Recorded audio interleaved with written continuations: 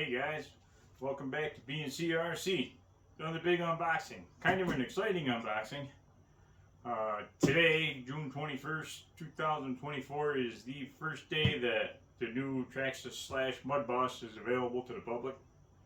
Not a real unboxing, I've already had it out of the box, checked it out at work today. My local hobby shop, Small Addictions RC, opened up at 10 o'clock this morning, and I think at 10:01, I had my car in my hand.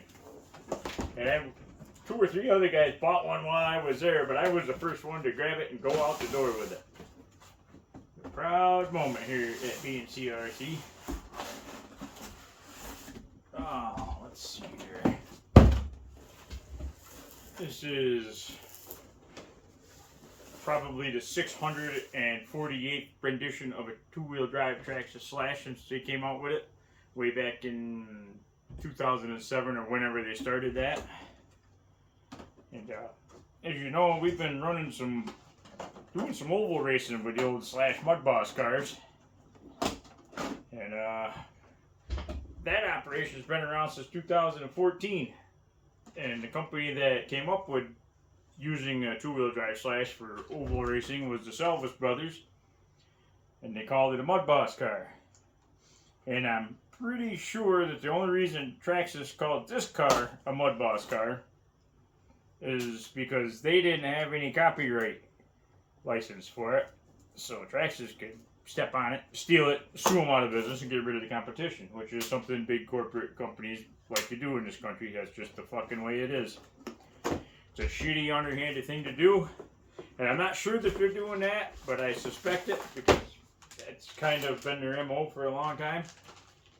Watched them try to sue Arma out of business, which they were pretty successful at, because Arma was an independent company until all that happened.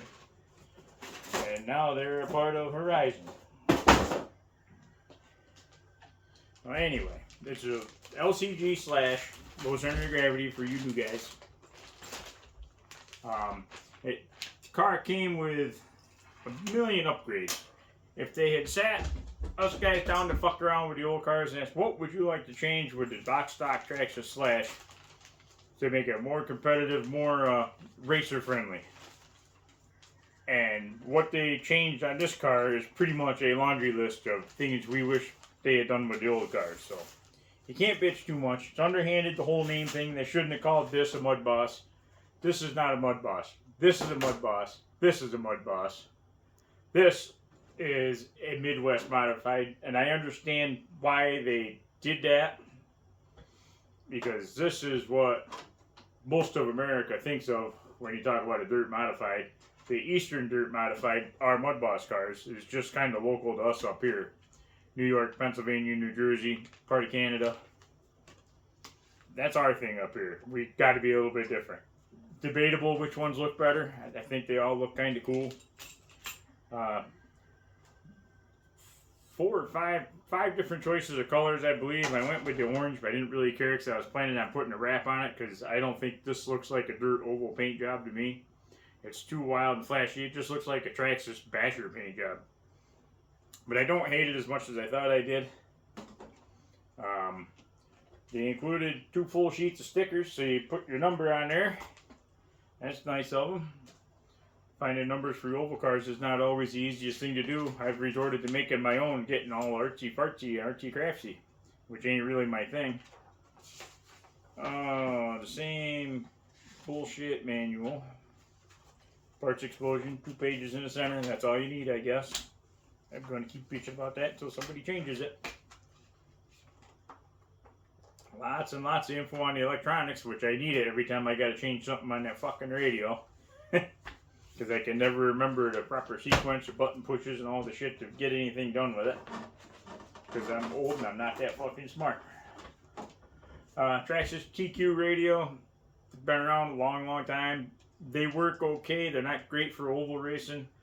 Because for my car, my setup, my driving style, I got to spike the brakes and get right back on the gas. Well, you can't just tap the brakes and they're there. It takes a while for the radio to tell the car to turn the brakes on, and by the time it does, you want back off, and the timing is just really hard to get used to if you're used to a better radio.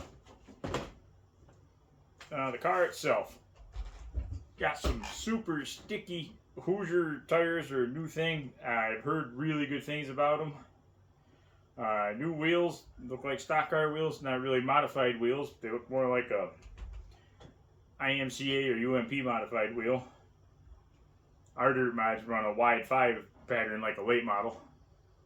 The new BL2S brushless system, 2S capable, not 3. Supposed to be pretty similar to the XL5 power. New anodized aluminum threaded body shocks, which that's huge. No more stupid clips to put on and off. They beefed up the control arms, the steering blocks, the rear bearing carriers, the drive shafts, all the stuff that is the only problems we had with the old Slashers. Everything that broke on it that we always bitched about, we're always fixing, they upgraded for this car. Pretty cool new bumper. That worked pretty good on our other Mudboss cars. I can't wait for the parts to come available. They still put the regular Slash back bumper on it, which I think is going to be a problem. You really want the RPM bumper turned upside down so you got some protection down low. Because if this front end runs into this back end, this car is going up. And it could be really easy to turn around the guy in front of you, which I'm going to show that because my cousin's going to be here any minute. He got one of these cars today too. We're going to go right out and do some racing video with these fuckers. So I got to cut this pretty short. I hope I covered everything. Low center of gravity, new aluminum shocks, heavy duty arms and carriers, and the clipless body mount, which I don't really like because if your electronics are going up in smoke, you got to put your fingers in there to get it released rather than popping clips off and tearing the body off. If nothing goes up in smoke, I guess that won't be a concern. Going to roll right into a running video. I'll talk to you guys a little bit later.